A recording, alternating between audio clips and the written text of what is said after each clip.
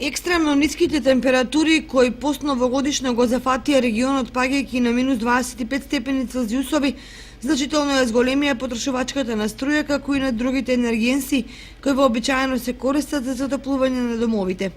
Поради тоа граѓаните стравуваат од високи сметки за електрична енергија, која ја потрошиле преку користењето на печки, греалици и други електрични апарати. Секако очекуваме поголема потрошња, бидејќи сега кога заладе на минус 20 степени, секако ќе биде поголема потрошња.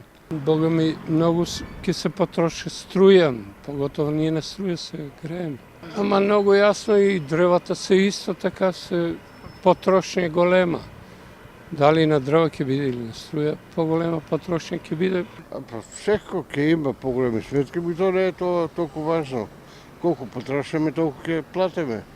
Нема дрва и уште тендерот не е распишан, така да ќе се слогиме на друг начин.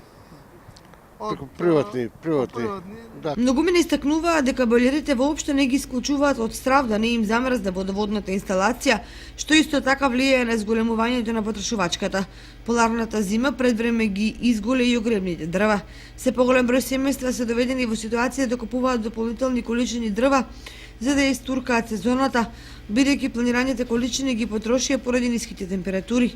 Во услови кога подружница особено на македонски шуми нема ниту дрвце за да интервенира кај граѓаните, снаоѓањето оди преку приватни дистрибутери и тоа малку легално, малку нелегално. Проблем е што овие дрва сега се сечат од достапни места во планинските подрачја и што се сурови и мокри, па ја немаат грејната моќ. Инаку на плацот Варница има само ограничена количина борови дрвја, кои поради смолите и другите негативни карактеристики не се препорачливи за огрев. Од друга страна дознаваме дека однеодамна е набавен еден камион со огромно дрво од подружницата во Пехчево, наменети за самоохрани мајки и други ранливи категории.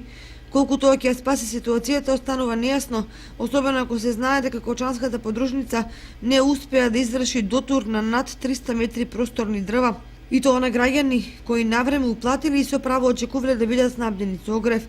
Поради тоа имало и драматични ситуации во подружницата, каде луѓе плачеле и молеле да го добијат огревот за кој одвај собрале пари за навреме да го платат.